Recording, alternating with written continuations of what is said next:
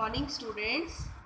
I hope कि जो holidays गई हैं अभी उन हॉलीडेज़ में आपने प्रोजेक्ट वर्क के साथ साथ हॉलीडेज़ को भी अच्छे से एंजॉय किया होगा।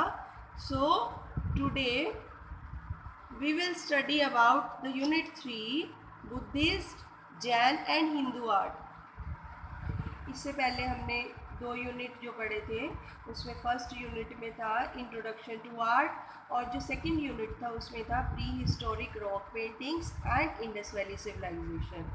अब थर्ड में है जो Buddhist, Jain and Hindu art. इसका टाइम पीरियड है 3rd century BC to 8th century AD। Mauryan art encompasses the arts produced during the period of King Ashoka. He was the first emperor. वो पहले ऐसे एम्परर्स थे जिन्होंने सब कॉन्टिनेंट्स पे rule किया था और बहुत अच्छे से, और उन्हीं के टाइम में ही आर्ट जो था वो बहुत अच्छे से फ्लोरिश हुआ था उस टाइम में। और फिर उसके बाद उनके टाइम में ही जो आर्ट थी उसका एक इम्पॉर्टेंट ट्रांजिशन हुआ था जिसमें वुड की जगह पे स्टोन यूज़ होने लग गया था, और स्टोन के उस टाइम पे स्टैचूज़ बनने शुरू हुए थे, स्कल्पचर्स बनने शुरू हुए थे। The royal art was patronized by him, और उनके टाइम पे उन्होंने पिलर्स बनवाए, स्तूपास बनवाए और केव्स भी बनवाई। अब वो जो पिलर्स थे वो अशोका पिलर्स के नाम से जाने जाते हैं, और जो स्तूपास थे जैसे सांची स्तूप, और जो केव्स थी जैसे अजंता एलोरा केव्स। अब जो अशोका पिलर्स पे एनिमल्स कार्व किए हुए थे वो उस टाइम पे एक बहुत अच्छे कामों में उनको गिना जाता है, और उनमें से एक जो फाइनेस्ट एग्जाम्पल था वो था लायन कैपिटल। अब लायन कैपिटल जो है वो इंडिया में अब हमारा जो है नेशनल एम्बलम के नाम से जाना जाता है। Mauryan art had both court and popular art. अब मौर्यन आर्ट को उन्होंने दो उसमें बताया था, जिसमें था एक कोर्ट आर्ट और एक popular art. The court art is represented by the pillars and their capital, and the popular art is represented by the works of local sculptors. Like उसमें एक एग्जाम्पल दिया था उन्होंने चौरी बेरर का from Didarganj. Chauri bearer is the statue जो एक बहुत ही अच्छे से फाइन वर्क किया हुआ है। अब ये जो चौरी बेरर है, ये जैसे आप कभी सांची स्तूप आपको देखने को मिले तो उसमें ये है कि जो उनका एंट्रेंस गेट था उस एंट्रेंस गेट के ऊपर इनको कार्व किया जाता था, जैसे एनिमल्स भी उन्होंने कार्व किए हुए थे। बट वो ये चौरी बेरर जो एक स्कल्पचर था या एक स्टैचू था, जब उनको कार्व करते थे उनको यक्ष और यक्षिणियों के नाम भी दिया जाता है। एक तरह से उस टाइम पे उनको ये माना जाता था जैसे द्वारपाल, मतलब एक वेलकम के लिए उनको बनाया जाता था। इन पिलर्स के ऊपर उन्होंने 2 टाइप्स के स्टोन्स को यूज़ किया हुआ है, कार्व किया हुआ है, जिसमें वन है the spotted red and the another one is white sandstone जो कि मथुरा रीजन से है। अब सभी पिलर्स पर एक जैसा ही काम हुआ है, जिससे ये पता चलता है कि जैसे वो एक ही जगह के, एक ही रीजन के आर्टिस्ट लोगों ने या स्कल्पटर्स ने काम किया हुआ, तभी वो एक ही जैसा काम जो है वो सारा दिखाई देता है। जो और इन सभी पर जो मौर्यन स्कल्पटर्स थे उन्हीं की तरह ही उन्होंने फाइन पॉलिश भी किया हुआ है। These pillars were mainly erected in the Gangetic plains, जो गंगा के किनारे पे भी बने हुए हैं, और इन पिलर्स के ऊपर धर्म से रिलेटेड लेख या शिक्षाएं, लर्निंग्स लिखी गई थी। The Gandhara school of art.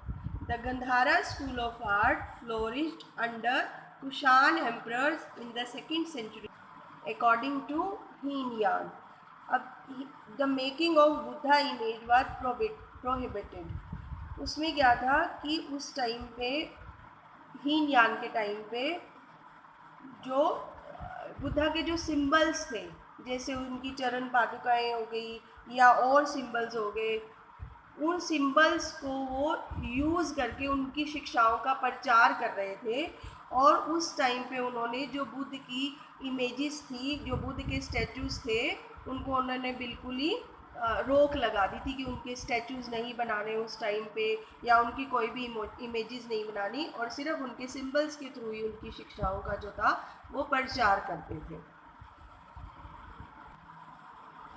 And now the Kushan period का जो रूलर था कनिष्क, उसके टाइम में महायान फ्लोरिश हुआ था। अब पहले था हीनयान, अब है महायान। अब हीनयान के टाइम में उन्होंने जो बुद्ध की शिक्षाएं थी, या बुद्ध का जो शिक्षाओं का प्रचार था, वो उनके सिंबल्स के थ्रू कर रहे थे। लेकिन अब महायान में उन्होंने सिंबल्स की बजाय उनके स्टैचूज़ को जो था वो बढ़ावा देना शुरू कर दिया था। वो उनके स्टैचूज़ बनाने शुरू हो गए थे। At this time he started the creation of Bhagwan Buddha's image and became the great patron of Gandhara art. Gandhara के टाइम पे उन्होंने जो बुद्ध का ये जो शिक्षाएं थी उनको स्टैचूज में कन्वर्ट कर दिया था। ये जो बुद्ध के उन्होंने स्टैचूज़ बनाए थे, वो उन स्टैचूज़ के ऊपर ग्रीक आर्ट का बहुत ज़्यादा इफेक्ट था। ग्रीक आर्ट में क्या था कि वो जो स्टैचूज़ थे वो बहुत ज़्यादा फाइन बनाते थे, और उनमें बहुत ज़्यादा सॉफ्टनेस होती थी। मीन्स अगर उनका कोई वो क्लोथ भी बना रहे हैं स्टैचूज़ का, तो उसमें वो सॉफ्टनेस फील होती थी। और ये जो स्टैचूज़ थे वो ज़्यादातर कहाँ पे थे? पेशावर में बनाए गए, रावलपिंडी में बनाए गए, और तक्षशिला में।